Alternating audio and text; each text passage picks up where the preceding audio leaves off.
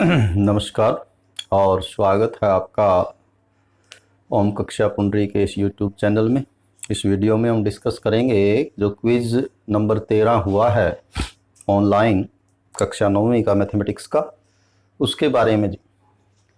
तो ये 10 क्वेश्चन जो हैं उसमें पूछे गए थे ऑनलाइन, जिनके विकल्प भी दिए हुए थे। तो इनको हम डिस्कस करेंगे और ये सारे का सारा जो है वो निर्देशांक ज्यामिति जो पार्ट है उस पे जो है वो बेस्ड है या उस पे बनाया गया है।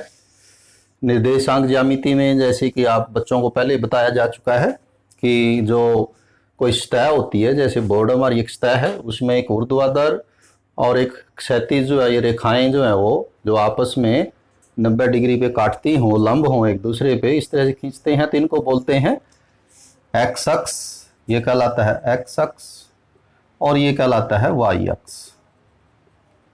जहां ये काटते हैं इस बिंदु पे ये कहलाता है मूल बिंदु, और इसके निर्देशांक होते हैं 0 0।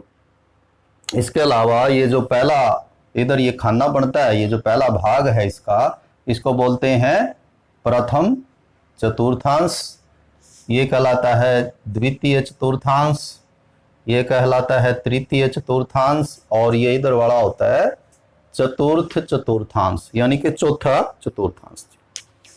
इधर x जो दूरी है वो धनात्मक होती है, जोड़ की होती है, इधर घटा की यानी ऋणात्मक है।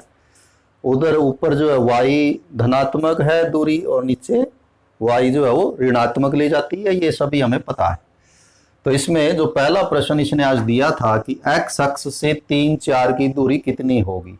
अब 3 4 क्या होगा कि इधर से आप 3 देखेंगे, उधर से 4 करेंगे और इन दोनों की सीध करेंगे, 3 और 4, इस तरह से आप पैमाने से लंबवत दूरी लेंगे तो ये बिंदु होगा 3 4।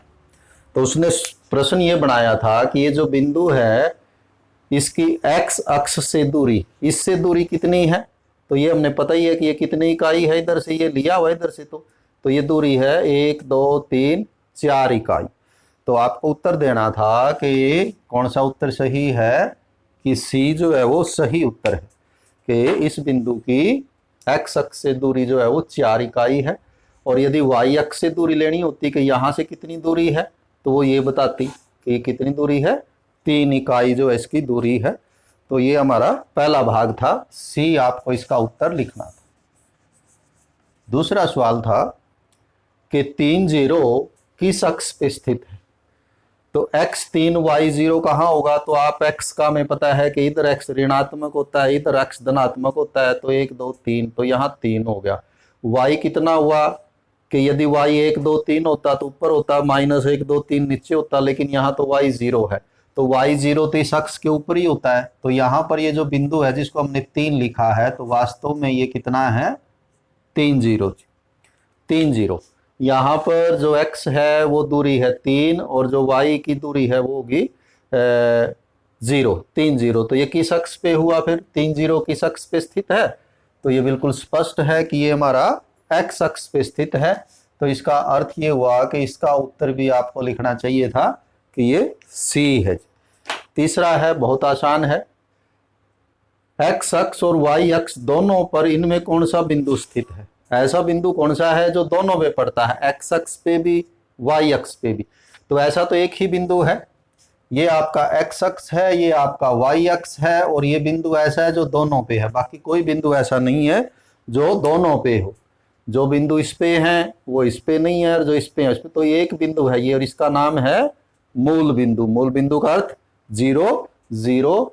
तो क्या उत्तर देना था हमें तीसरे में, कि बी, यानी कि 0 0 जो है वो 0 0 x अक्ष और y अक्ष दोनों पे स्थित है, ये उत्तर इसका देना था।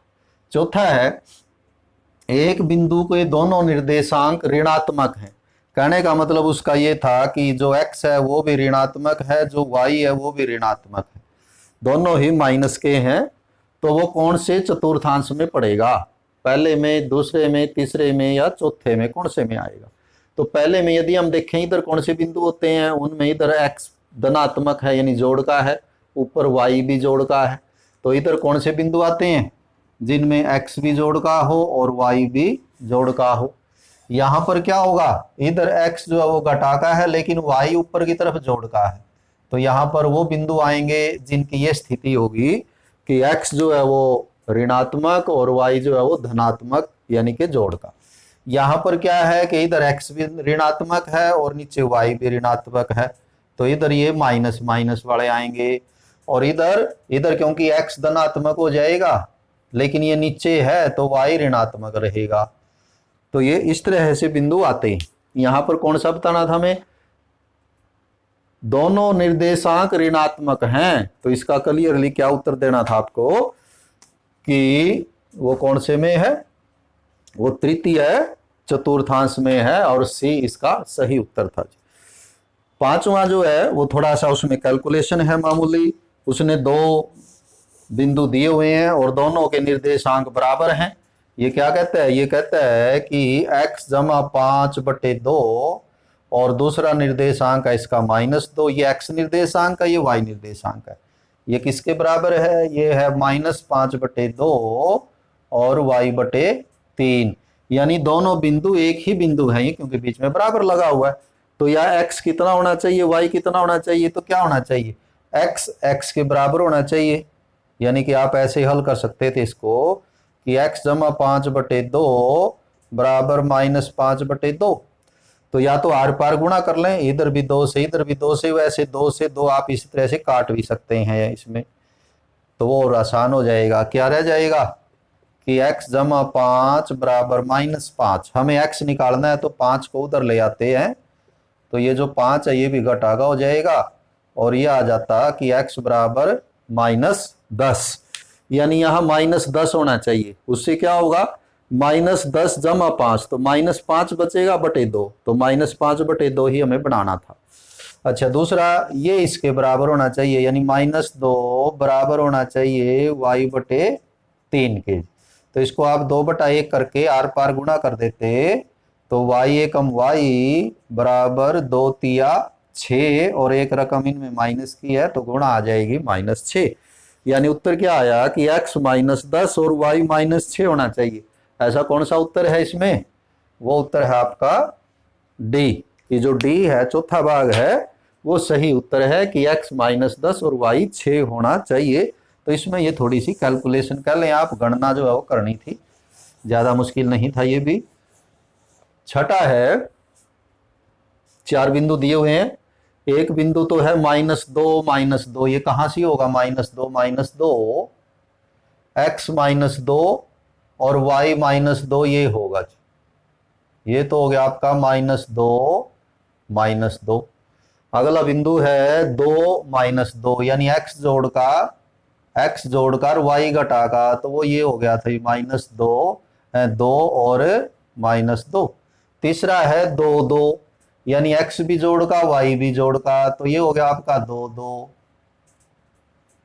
तो ये इसने लिखा हुआ है a, ये लिखा हुआ है b, ये है c, और चौथा है d xy, और वो कहता है कि वर्ग बनाते हैं, जब इनको जोड़ते हैं, जब इनको मिलाते हैं इस तरह से तो ये वर्ग बनता है। तो वर्ग तो तब बनेगा जब आप इसको यूं मिलाएंगे, तो वो जो d है वो इधर आना चाहिए, वर्ग की सारी भुजाएं बराबर होती हैं, तो d यहाँ होना चाहिए जी xy इस तरह से, ताकि जब हम इनको मिलाएं तो क्या बन जाए, एक वर्ग बन जाए। सवाल ये था कि जो d है वो किस चतुर्थांश में आएगा, फिर दूसरे में, तीसरे में, पहले में या चौथे में, तो d कहाँ आया हमारा, यहाँ पर आया, ये कौन सा है, द्वितीय।